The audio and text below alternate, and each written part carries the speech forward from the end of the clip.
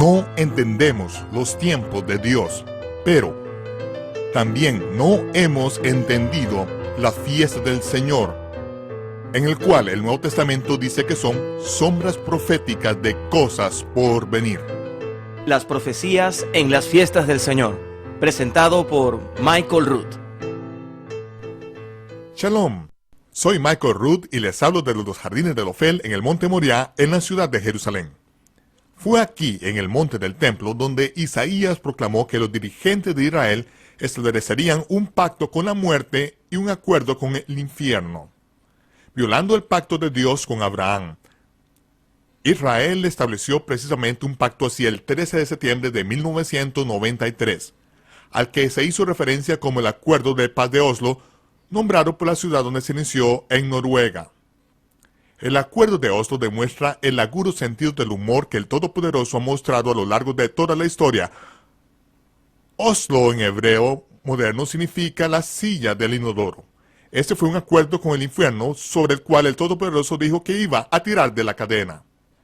En la primavera del año 2000 anuncié, si hemos corregido con exactitud el calendario bíblico de ese año, veremos la violencia desencadenarse en Jerusalén el 28 de septiembre del año 2000.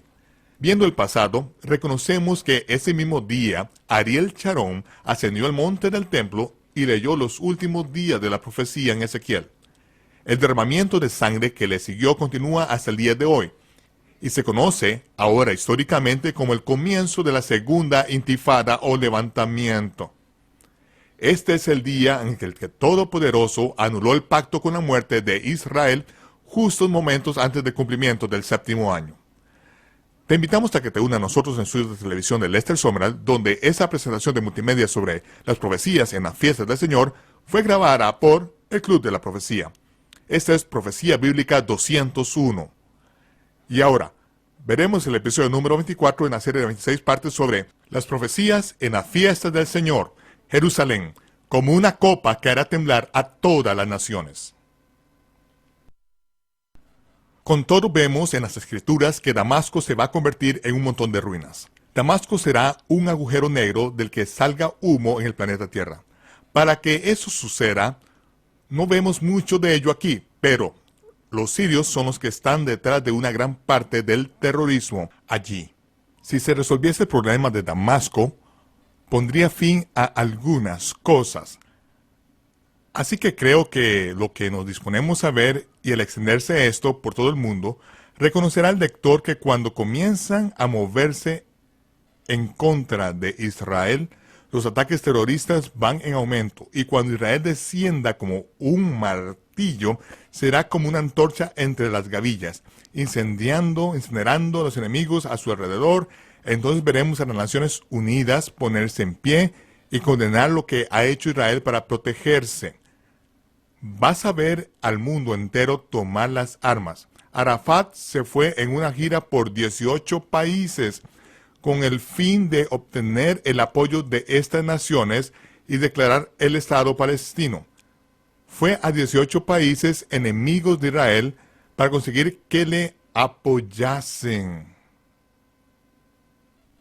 Lo cual no fue un accidente que sucediese entonces.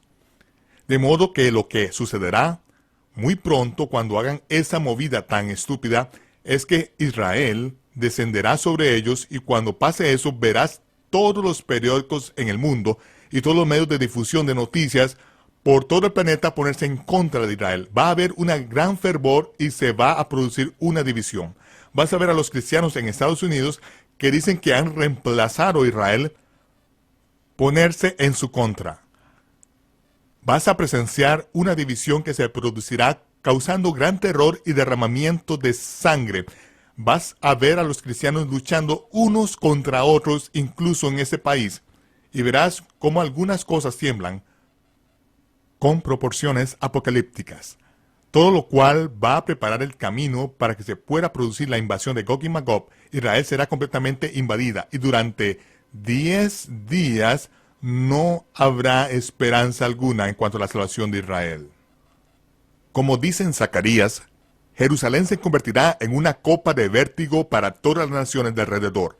El mundo entero está a punto de temblar. Será incontrolable porque van a saber lo que va a pasar y no habrá manera de impedirlo. Bill Clinton no lo puede detener. El gobierno de los Estados Unidos no lo puede detener. Nadie puede detenerlo. Y el mundo comenzará a echarse a temblar. Una mañana te despertarás y sabrás que ha llegado el momento.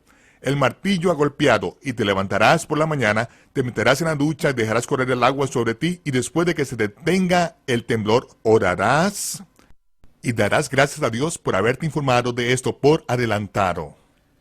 Y ahora que te has tranquilizado, ya habrás dicho que mi vida es un sacrificio vivo. Lo coloco sobre el altar y quiero vivir mi vida para ti. ¿Qué quieres que haga? Y justo entonces, al sentirte agradecido porque Él te avisó por adelantarlo, vas a saber exactamente lo que pasará. Chun, chun. Exactamente a quién tienes que llamar, a quién tienes que ver, porque entonces, y a partir de ese momento, va a ser una carrera contra reloj.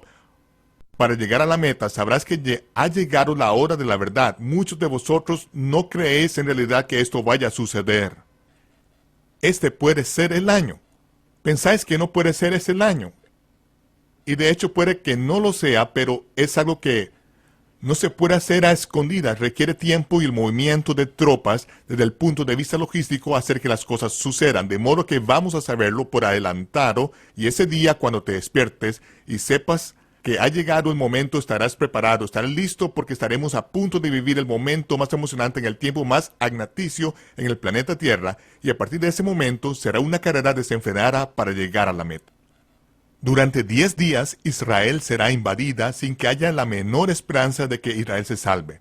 Durante esos 10 días, al producirse la invasión de Gog y Magog, y dejará tras de sí una matanza en la que las 2/3 partes del pueblo en la tierra de Israel morirá. Al final de ese periodo, en el que los aliados de Israel serán hechos pedazos, como dice en Zacarías capítulo 12, todos aquellos que vengan en contra de Judá y Jerusalén serán hechos pedazos, aunque el mundo entero se reúna en contra de Judá y de Jerusalén, indicando a los aliados de Israel que serán hechos pedazos. Al leer el relato de Ezequiel sobre este Gog y Magog, descubrimos que al mismo tiempo que Gog y Magog vienen en contra de las montañas, él pone garfios en las mandíbulas de Gog y Magog y van en contra de la tierra de pueblos sin muralla para saquearlos. Si va a haber un momento en la historia del mundo en que los aliados de Israel van a estar listos para el saqueo, es justo ahora en los Estados Unidos de América. Vemos las sequías que se han producido en Rusia y en otras partes del mundo, y lo que vemos que está sucediendo aquí es el tiempo en que los aliados de Israel, que serán hechos pedazos a pesar de que el mundo entero se reúna en contra de Israel, es necesario que estemos preparados a la expectativa para ese tiempo.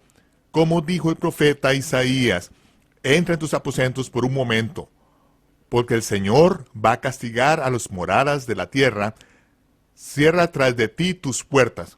Entra en tus aposentos durante ese momento, porque la tierra no encubrirá ya más a sus muertos. La tierra no podrá absorber la sangre que será derramada sobre ella.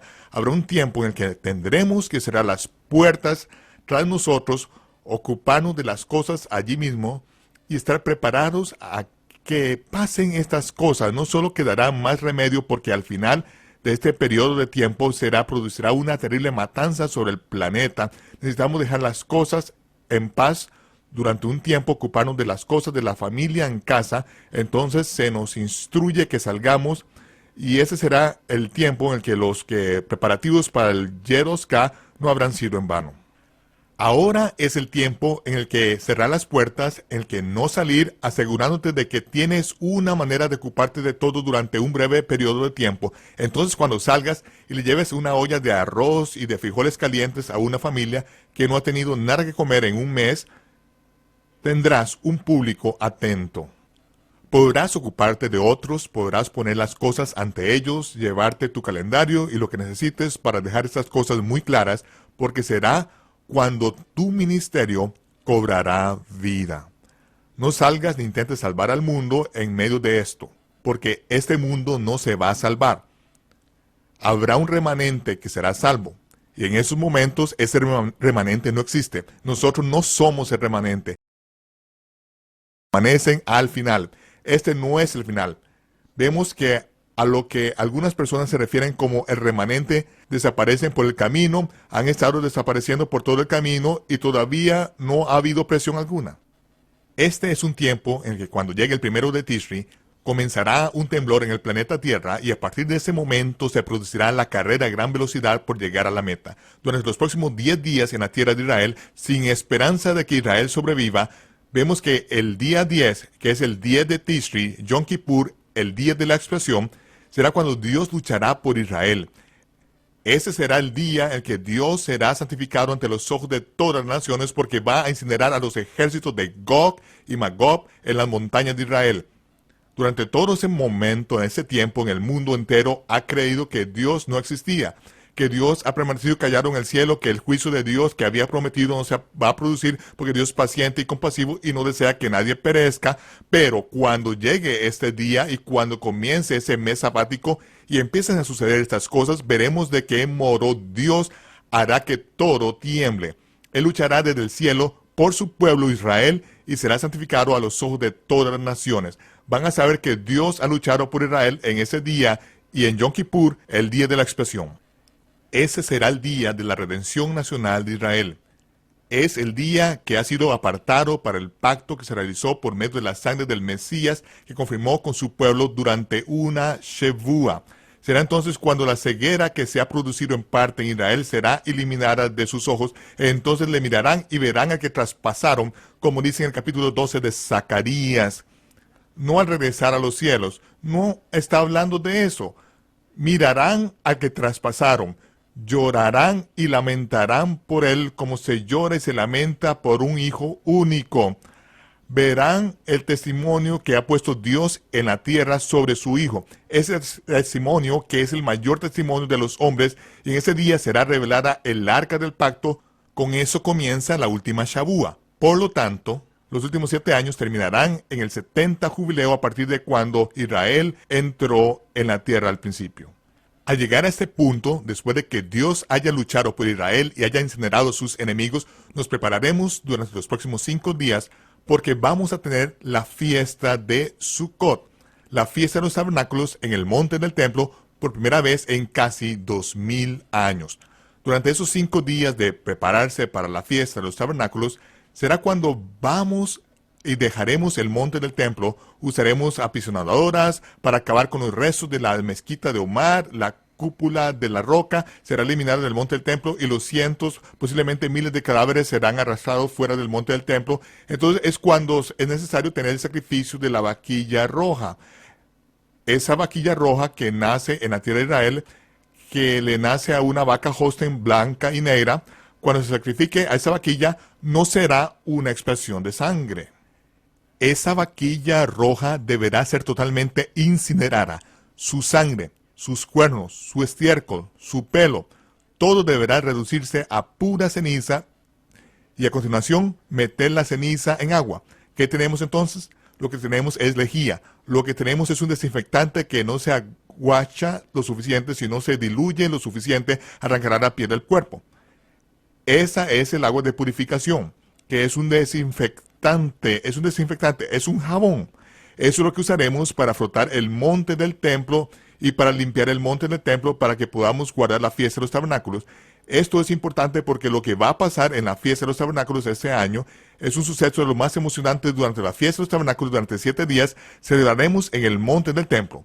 Y al final de este periodo de tiempo llegará el último gran día, el 8º día.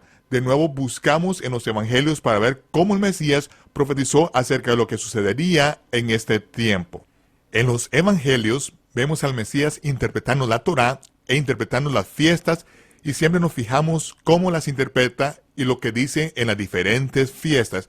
Una vez que sabemos cómo debemos interpretar estas fiestas y lo que representan las sombras de las imágenes, sabremos cómo se va a cumplir en ese evangelio Juan, donde leemos acerca del último gran día. El evangelio de Juan, quiero recordarte que dice que en aquel entonces Yahshua no caminaba entre los judíos en Jerusalén debido a que los dirigentes judíos querían matarle. No se le exige no se le exige subir a Jerusalén a la fiesta de los tabernáculos para Yom Teruah, el día de las trompetas o el día de la expiación, pero cuando se trata de la fiesta de los tabernáculos, la Torá exige que así lo haga. Permanece alejado de Jerusalén hasta este momento, planeando subir a Jerusalén para la fiesta de los tabernáculos, enviando a sus discípulos aparte y por adelantado.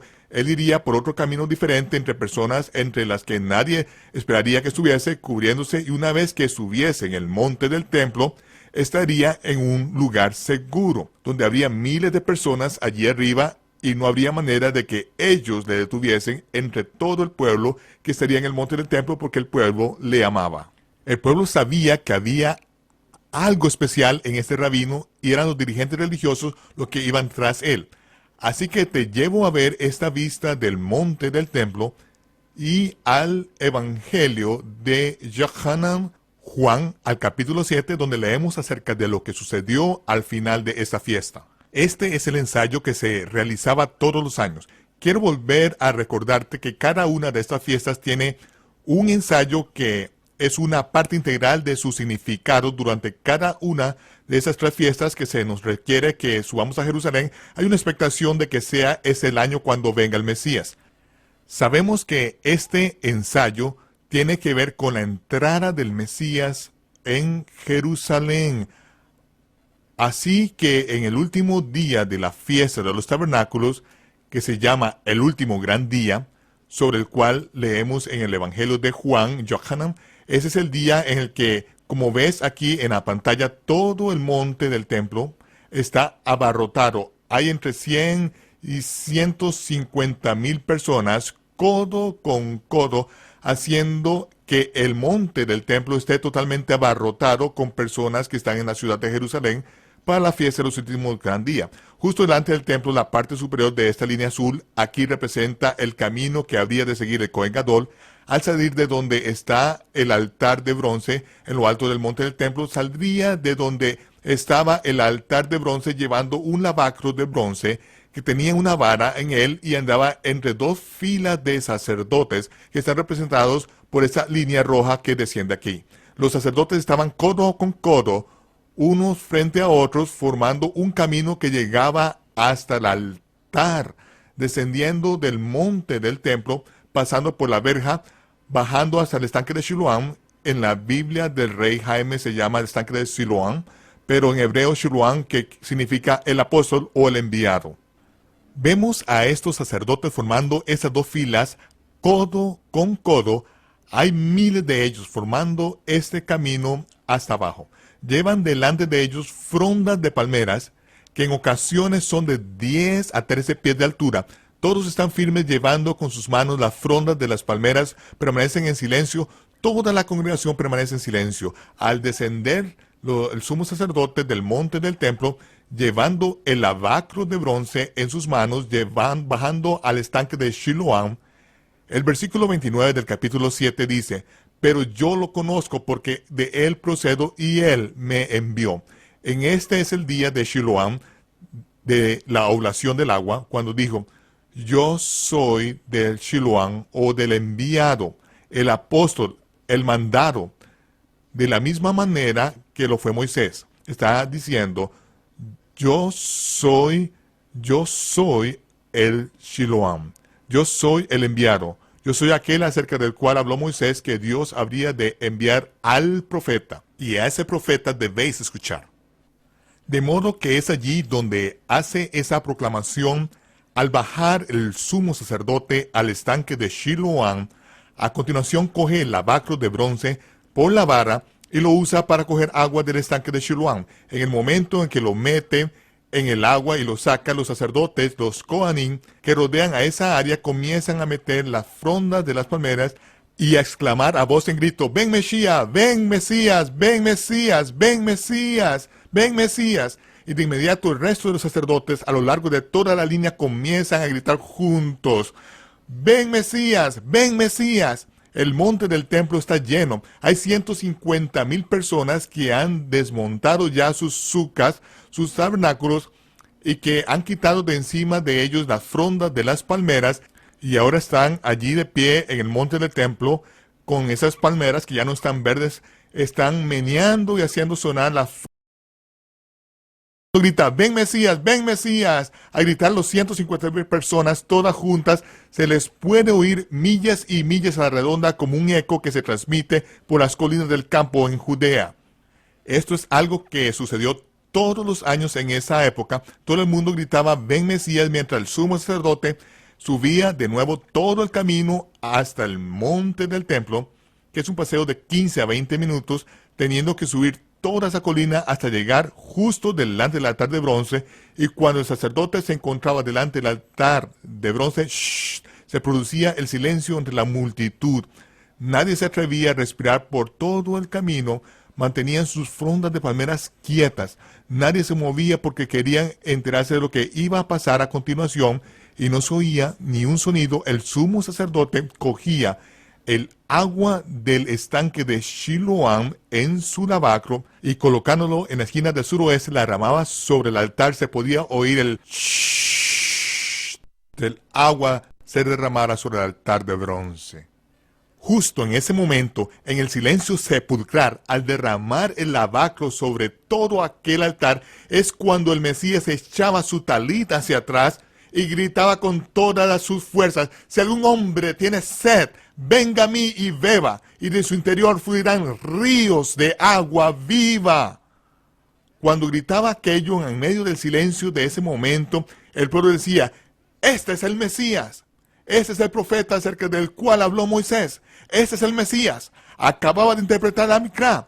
Ellos están familiarizados con todo lo que el profeta ha hablado sobre el Espíritu Santo siendo derramando en los últimos días. Ellos saben eso, y él dijo, el que clame a mí, venga a mí, y de su interior fluirán ríos de agua viva. Cuando ellos decían, sin duda alguna, este es el Mesías, habían otros que decían, espera un momento, ¿acaso vendrá el Mesías de Galilea? Y se produjo una división entre el pueblo. Pero Juan dijo estas palabras, esto dijo del Espíritu que habían de recibir, pues aún no había venido el Espíritu Santo, porque él no había sido aún glorificado. Eso fue algo que pasó cuando se hizo la oblación del agua en Siloam, al final de la fiesta de Sukkot.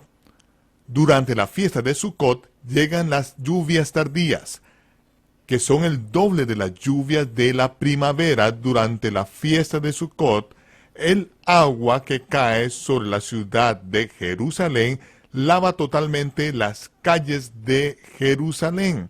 Es como si después de toda la suciedad y el polvo del verano, esa agua cayese a chorros por las calles de Jerusalén, descendiendo por todas las escaleras y lavando literalmente toda la ciudad de Jerusalén, dejándola limpia.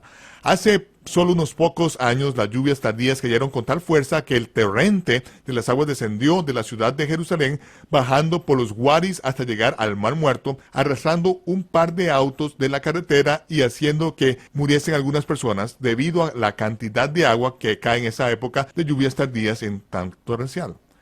Yo pregunto, es entonces cuando el Mesías está cumpliendo lo que dijo Yohanan, Juan el Bautista, cuando dijo que el Mesías bautizaría con el Espíritu Santo y fuego.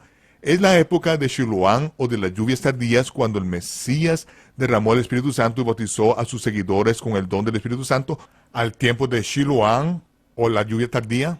No, derramó el Espíritu Santo en la época de Shavuot, la fiesta de la semana, la época de las primeras lluvias.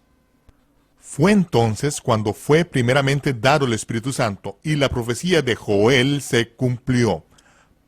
Pero la profecía se refería a una lluvia temprana y a una lluvia tardía, teniendo que ser la lluvia tardía una doble porción de lluvia y una doble porción del Espíritu de Dios. El Mesías nos está diciendo concretamente cómo debe ser interpretada la oblación del agua de Siloam, porque 40 años después de su muerte, entierro y resurrección, el templo fue destruido y cesaron los ensayos en Jerusalén. Él está allí para interpretarlo, y sus discípulos están allí como escribas para escribirlo al interpretar el Micra tal y como se había ensayado. Nos está informando de que Ese es el día, el 22 de Tisri, el día que caerán las lluvias tardías, tendrá lugar en el gran último día al final de la fiesta de Sukkot. Es por eso que debemos de prepararnos y limpiarnos ahora. No es una opción. Nosotros podemos o bien limpiarnos o prepararnos ahora, o al derramamiento de la lluvia tardía no formará parte de nuestra experiencia. Si deseamos permanecer en el monte Gerizim con nuestra propia religión, nuestra propia manera de hacer las cosas, pasará de largo junto a nosotros. El Mesías volverá derecho a Jerusalén y le abrirá los ojos a su pueblo. Y entonces, de la misma manera que las lluvias tempranas descendieron primero sobre el judío y también sobre el gentil, en estos últimos días abrirá los ojos de su pueblo Israel y será derramada primero sobre el judío y también sobre el gentil. Este es el momento para prepararnos. Michael Rood regresará en tan solo unos momentos. Desde la época de los 40 se ha hablado mucho del movimiento de la lluvia tardía en los círculos cristianos. Y al continuar los cristianos yendo en círculos durante los últimos 60 años, hemos visto que el movimiento de la lluvia tardía ha dado como resultado poco más que una desenfrenada edificación del reino nicolaita. Sin embargo, el Todopoderoso tiene un plan para los últimos días que conmoverá a los reinos religiosos de los hombres, derribándolos por tierra. Él ha prometido levantar un ejército de hombres poderosos llenos de una porción doble del Espíritu y del poder de Dios. Te invitamos a que te unas a nosotros la próxima vez para ver el episodio número 25 de una serie de 26 partes sobre las profecías en la fiesta del Señor, el último gran día. Este es Michael Rood desde Jerusalén, deseándoles Shalom, paz, y les veré cuando se aclare el humo.